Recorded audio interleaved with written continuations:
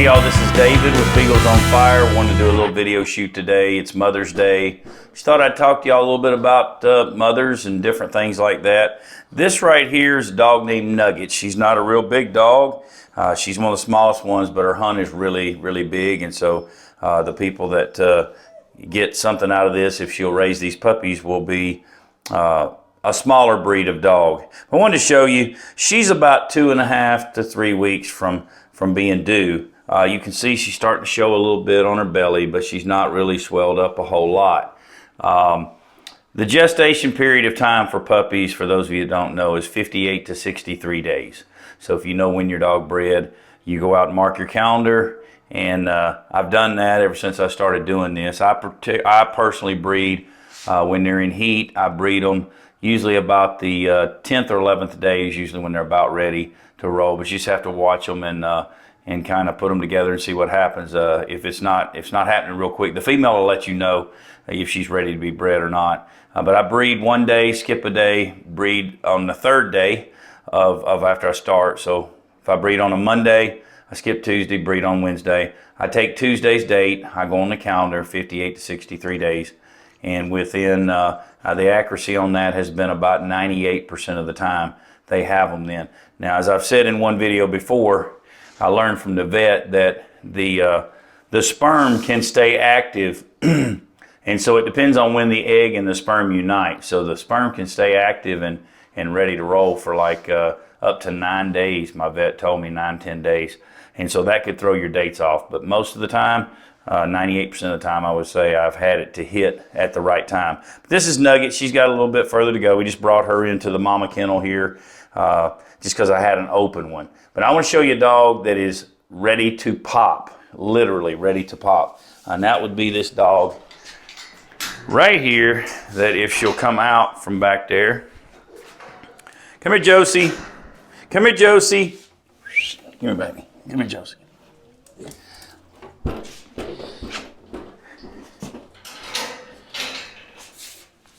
Okay, this is Josie.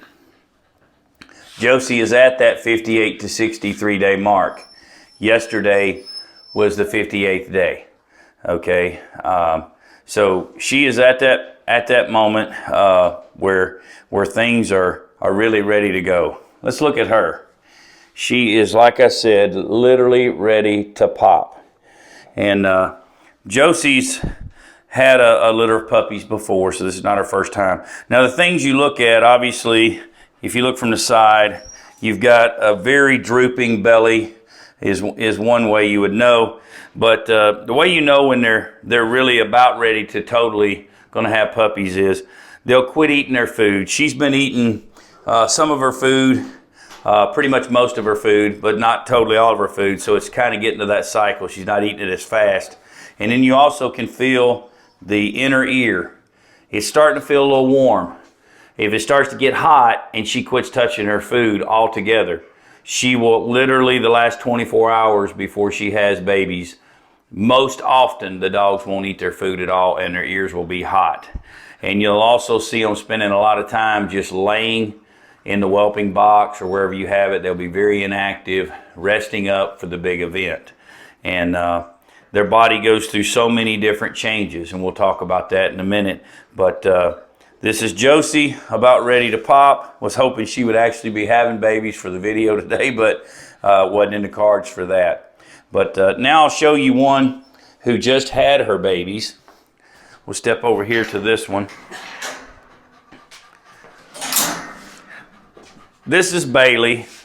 She looks a little hot because I turned this heat lamp back on just so you could see the puppies. Bailey just had her puppies yesterday. Bailey had 6 puppies. Hopefully she'll be able to raise them.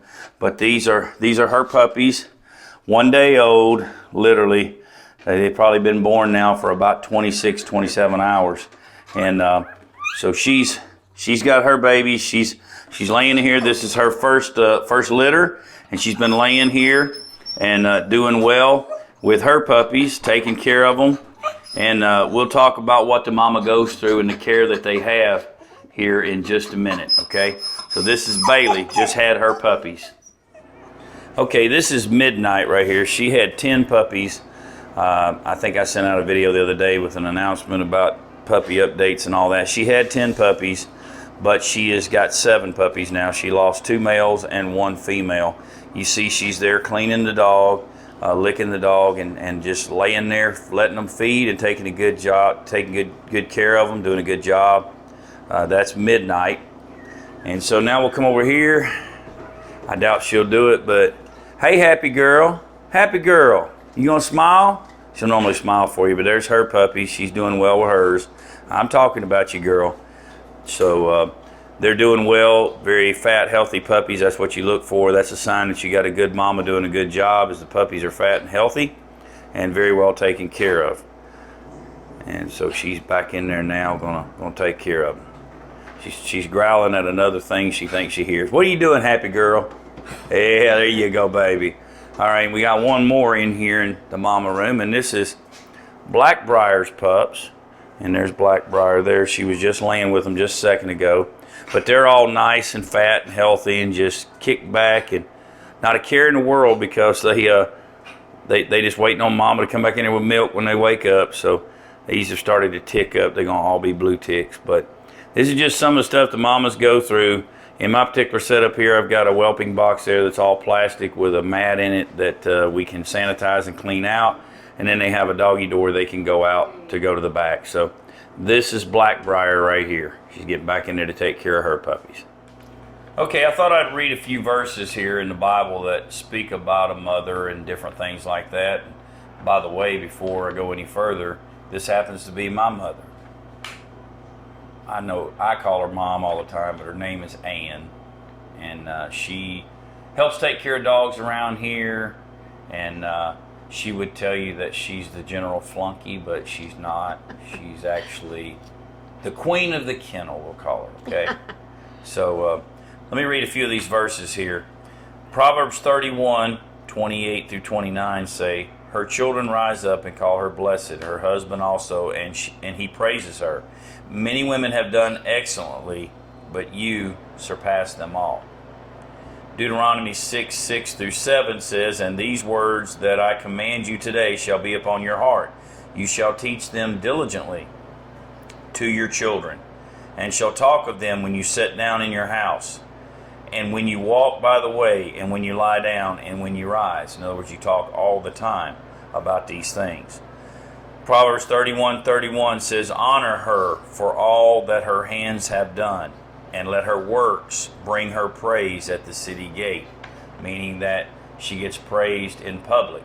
Okay? Psalm 139:13 through 14 say, for you formed my inward parts, you knitted me together in my mother's womb.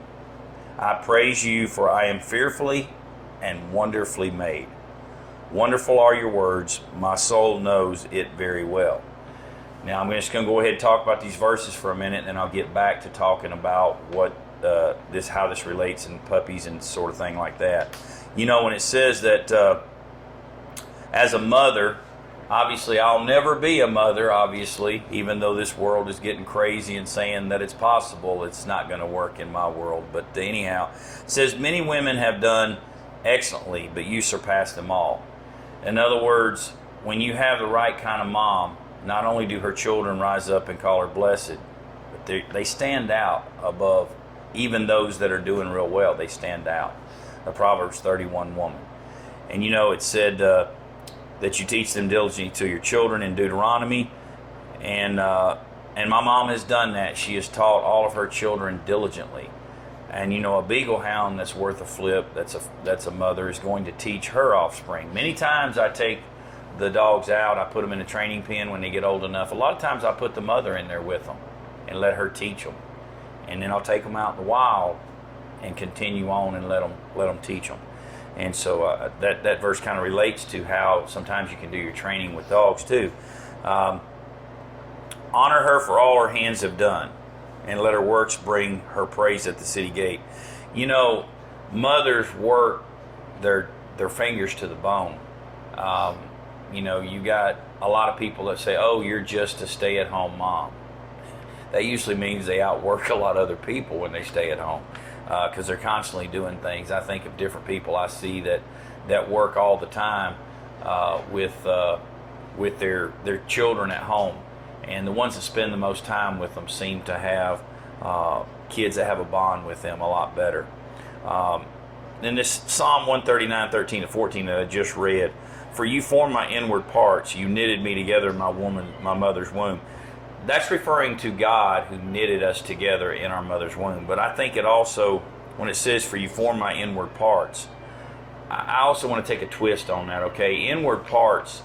Women, most beautiful part about you needs to be the inward parts. Now, there is a saying that says, even an old barn can use some paint.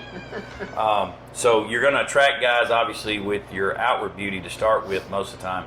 But outward beauty can fade away real quick if the inward beauty isn't there. And even as you get older, things change, things take place. The inward beauty is still there. And that's what I think of when I think of my mom, is the inward beauty. And I think of the inner parts that you knitted me together. I think of the good characteristics that I have, even though I don't think there's that many of them most of the time. But what I do have, I know God is responsible for it, but He used my mother to knit those things together. Honesty, hard work ethic, all those things that you want to live by, your name, etc. Those things are things that my mom is responsible for, having a big influence on my life. So let's talk about some things that these mothers of puppies go through. You know, you think about it, I talked about when the labor approaches that they don't eat food for 24 hours and they go without that. I talked about labor pains, that I haven't talked about that, but they'll literally sit there and you'll see their bodies contort a little bit. You can tell they're not comfortable, especially if they've got a belly full of big puppies. They're just like antsy. They're ready to get this over with, and I'm sure that's what it's like for a mother. The only thing I can relate anything to when I think of labor pains is this. I battled some kidney stones, okay? And I thought I was just being a big wuss, which I probably was. But my sister, Jessica, has had 3 children, all totally natural, no epidurals, nothing. And she got a kidney stone, and they carted her out in an ambulance. And she said, "This is worse than labor pains." So I knew then that I was not being a big wuss. So if you've had a kidney stone, guys, I guess that kind of somewhat would help you understand the labor pains. And if that's the case, that's really rough. I don't know why any woman would want to have a child after the first one, if that is the case, because I know after having a kidney stone, I never wanted another one. Unfortunately, I had some more. Anyhow, labor pains are tough on the mother dog. And you know, the name that you give to a dog that's a mother, you have a sire, which is the male. You have a dam, which is the female. And I thought of a humorous thing with that. I thought, I know most mothers will relate to this and laugh about this. And I know this is definitely true for my mom. You know, when a female dog is called a dam, I'm sure that my mom has looked at me many times and thought that word. Not said it, but thought it. So I just thought I'd throw that in there's humor. And she hadn't said anything yet. Don't worry, I'm going to let her talk in just a minute. But now let's move up to the time that the mama has the puppy, okay? So when the mama has the puppy, she's sitting there, she's pushing, she's doing different things. And there are some things that you can do to help her if she needs any help. One is you can get from your vet, if you can get some oxytocin, then you can give that about a half cc. I usually wait until she's starting to have some puppies, and if she's struggling. One thing you need to look at is you need to make sure that when she's having puppies, if you're there, if you see, if they're all dried up, you know, they're all cleaned up, they're not wet at all, then she's had them for a little bit because she's constantly licking them to clean them up. When they're born, they come out and they're in a sack, and she eats that sack away, and they start taking their first breath. She eats the afterbirth, which is attached to the umbilical cord. She chews that off, and she eats that. It looks gross, okay? But moms go through a lot of gross things, especially in the dog world. They'll take care of that, clean it all up. That's one reason they don't eat 24 hours prior to having puppies, is they're going to have a whole lot going on. There's protein in that for them, etc. But so they're sitting there, they're cleaning that puppy up, and then hopefully they're starting to have some other ones. If you have not had, if the mama dog has not had another puppy, don't wait more than about 3 hours. If she hasn't had one in the space of about 3 hours, you need to be getting to the vet. There's a good chance you got C-section going on. There's some other things you can do once you get more experience to trying to help her have the puppy and stuff like that. But just get them to the vet. There's a chance that you're going to have a C-section. The only thing I'll say about C-sections is 99.9% of the time the C-section will come after hours where you have to pay the extra fee and see the doctor, usually in the middle of the night, and be up a while. Okay? I've gone through that far too many times. Don't like it, but it's part of it. But after the mama has the babies, these babies are in a whelping box. You've seen what I showed you. They can't get out and get away. They're little, small. They can't really walk very far. They're not going to go through a doggy door. So what happens? I'm not trying to be gross. There's a point to this. They're going to eat the milk, and then they're going to have to go to the bathroom. So what happens with it? Well, it's right there on the mat, but you don't see any of it because the mama cleans it up. Now, obviously in the human world, mamas had to clean us up. They had to change our diapers. We weren't capable of doing that.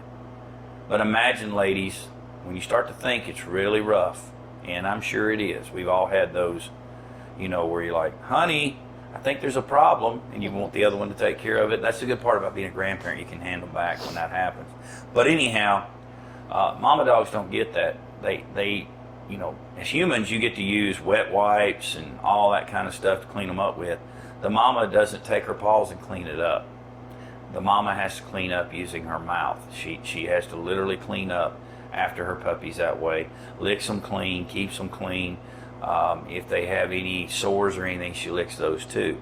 Spends a lot of time licking and cleaning up. And I know my mom has had to come behind me and clean up my crap that I've caused in life, so to speak.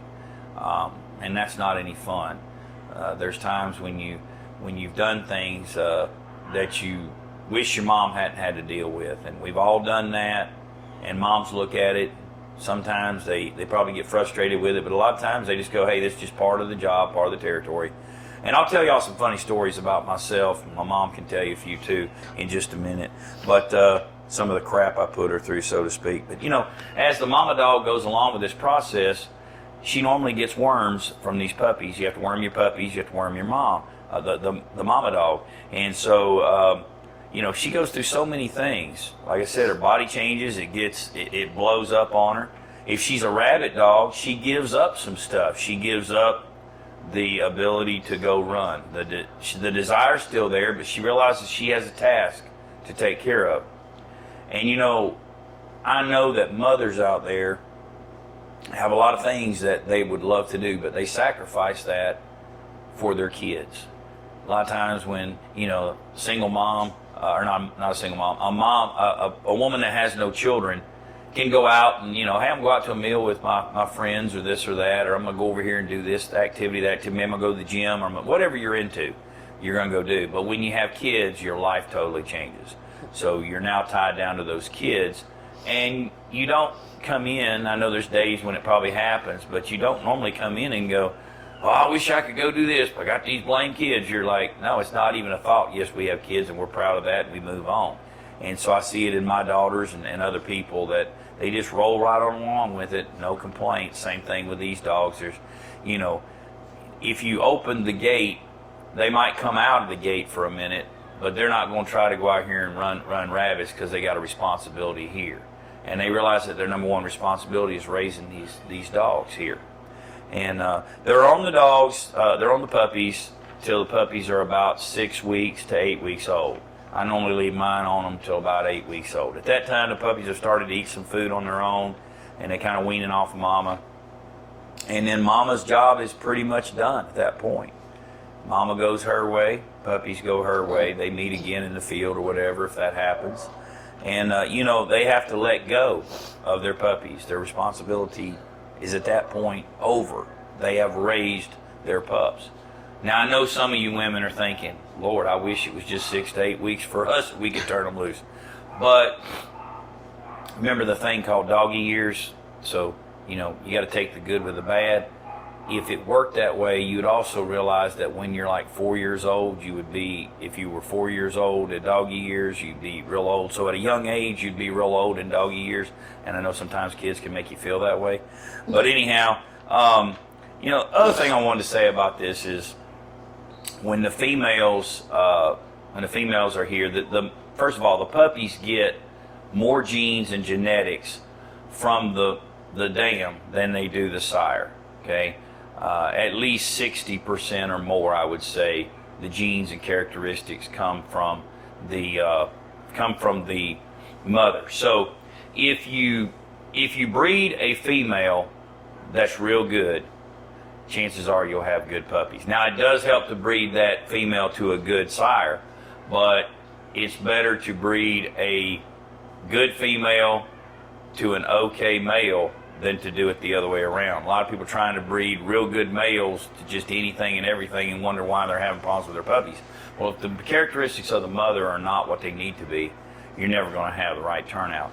And I know there are exceptions, but I would say in America, the kids that turn out the best are the ones with the best moms. It helps to have a dad too, and that's very important. Dads, we have to be an example. But today is Mom's Day, so we're going to talk about the moms. What characteristics and what kind of name are you passing down? If you expect your kids to turn out great, but yet you're not doing what you need to do, that's going to be a tough thing. They learn a lot from you, and they're watching you every minute. Everything you do, they're trying to copy and figure out, especially little girls. Little girls are, they're taking their baby doll around, and it's funny to watch them sometimes. They don't understand what they're doing, but sometimes you'll find a little girl that'll take her baby doll and she'll point her finger and she'll say, no, you don't do that. And so it's kind of funny to watch that because that's happened to them. But when you carry on the name, the female has the puppies, and so some females that I've had here, I've lost, some real great females that I've had here. But I have blood out of those females that continues on to this day. So the legacy continues on from the female. And the puppies are a reflection of the mother, the mama dog. And they carry on her traits and everything. So if you want a dog that's got certain traits, you look at the dam real well. And then you'll have an idea what you can expect to get out of your puppies, hopefully. But I just wanted to use this time to talk about some of the specifics and things about the mama dog and what they go through. Been very fortunate to own some very, very good females, and therefore come and breed those dogs, take those dogs, sell those dogs to people around the world, and they've had an influence on other people's ability to hunt because they've been real good dogs. So we got, just some of them that y'all will know. We got Sandy Blood, we got the Georgia dog, the Little Ann dog, the Happy Girl. I get compliments all the time on a lot of those different breedings, and that's just a few of them I can name. Midnight, the list could just go on and on and on. But a lot of people are benefiting from the fact that these dogs have great abilities, and then those abilities have been duplicated in other dogs that go out, and other people get to enjoy that. What kind of abilities are you developing in your children? Hopefully your children go out and are a great representation of you, and that you are proud of the way you raised them. And if they don't turn out right, it's not the church's job to make them turn out right. It's not the school's job if you're dependent on them. Lord help us in this day and time. It's not someone else's job. It's your job. And that's what happens when you take on the responsibility of being a parent, mothers and fathers. So I hope that part of it has been a blessing to you. I'm going to tell you a couple quick stories, and I'm going to let Mom talk if she wants to.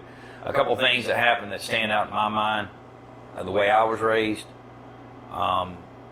I remember being a little boy, my first influence of girls having a bad influence on me. Guys, they're a bad influence sometimes. There was a little girl that came over to the house, my age, wanted to play, so Mom and her friend were having a good time just talking and doing whatever, and we lived on a house that had a set of steps. And my father at the time was a farmer. And back then you would go to the store where they had the tractors and stuff like that. And they would have these die-cast models of Massey Ferguson, John Deere, etc. I think it was a Massey Ferguson. And they saw me with my father, and they said, hey, we want to take care. So I guess they gave him this tractor. And Mom heard this, you know, boom, boom, boom, boom, clunk, clunk, clunk, and two little kids, hee, giggling. So, you know, when the girl thought it was funny, I was getting some attention, let me do it again. So I'd get it, and I'd go back up the steps, and I'd push it off, and it'd doom, doom, doom, fall down the steps again. Well, my mom, I don't know how many times this had happened, probably just 2 or 3, knowing her. And she came and, young man, give me that. When they left, she didn't spank me that time. Really would have been better off had she spanked me, but she knew how to, moms know how to torture you a little more sometimes when they want to get their point across.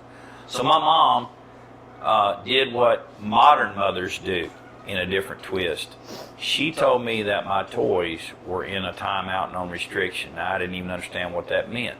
But she told me that they were in the closet and that I could open the door and I could look at them. But I best not touch a single one. For I don't know how many days, might have been a week. But she gave me that timeout. Okay, that's the kind of timeouts we got.